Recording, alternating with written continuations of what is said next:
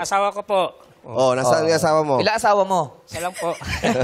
Asan siya? Nasaan? Batiin mo yung asawa mo. Ma. Kalang ba asawa mo? Ba't tinawag mo nanay mo? Bakit nanay? Tawag ko po, ma. Ama. Ma, Rachel. Rachel Siasol. Sino?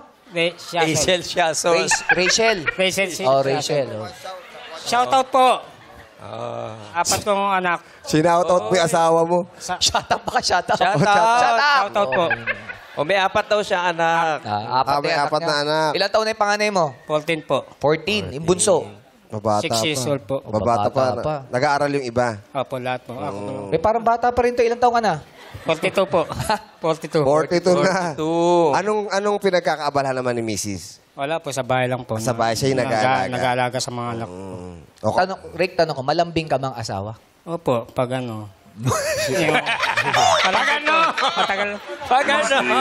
Kung malambing kang asawa, paano mo i-flying kiss si mama? Si Ma. Like kiss mo nga si Ma? Ma, I love you. Yun yung mga dating. Dapat, Ma, I love you. Kunyari, yayayain mo siya lumabas. Paano mo siya yayayain? Ma, doon ang, tayo dalawa lang sa, pupunta tayo sa Luneta, pamasyal. Magkakain tayo Sama doon. natin mga natin, kakain tayo sa labas.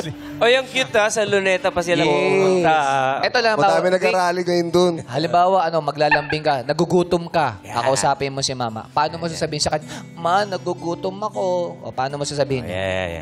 Ma, nagugutom ako mamaya Mamaya magluto ka. Mamaya magluto ka. Oo, para... Paano naman kapag pagod na pagod ka, tapos gusto mo magpamasahe kay Ma, paano mo sinasabi yun? Ma, magpapamasaya ko mamayang gabi. Kailan kayo huling lumabas ni mama? Matagal na po siya. Matagal na. Ilang taon na? Lagi po sa trabaho. Busy kasi si Rick. Wala kang oras? Day off. Wala ka man day off? Day off. Wala po kasi, gawa po ng walang pera. Ganun po. So, hindi ka nag-day off? Nag-day off din po. Yun ang nga tinatanong namin. Anong Kaya araw wala ka daw siyang nag-day off? pan-date. Wala siya. Kuya Ogie, baka may date naman siya. Saan mo gusto mo makipag-date? Sir Ogie. Sagutin na natin yan. Saan mo gusto mag-date kasama ni Ma? Sabihin mo pamili mo siya sa Oshkosh. Shopping. Wag. Hindi siya pang Oshko. Alam mo, malamig ngayon sa Hong Kong.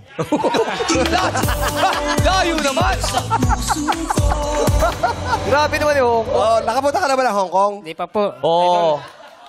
Baka wala kang jacket. Doon tayo sa may init-init. Doon sa Luneta. Marami nag-arali ngayon doon. Doon may nag-arali. Saan mo ba gusto? Saan mo gustong i-date si Gusto mo Ma? ba sa beach? Okay lang po. Sa beach. Okay lang. Sakto. Sa Luneta, may Manila Bay doon.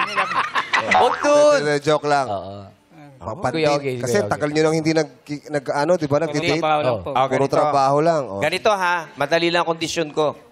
Kailangan mapanalunan mo yung jackpot. Bakit? Ba't yung picture? Mahirap yun eh. Mahirap ba yun? Di ba pupunta kang Balisin? Oo. Sama mo na sila.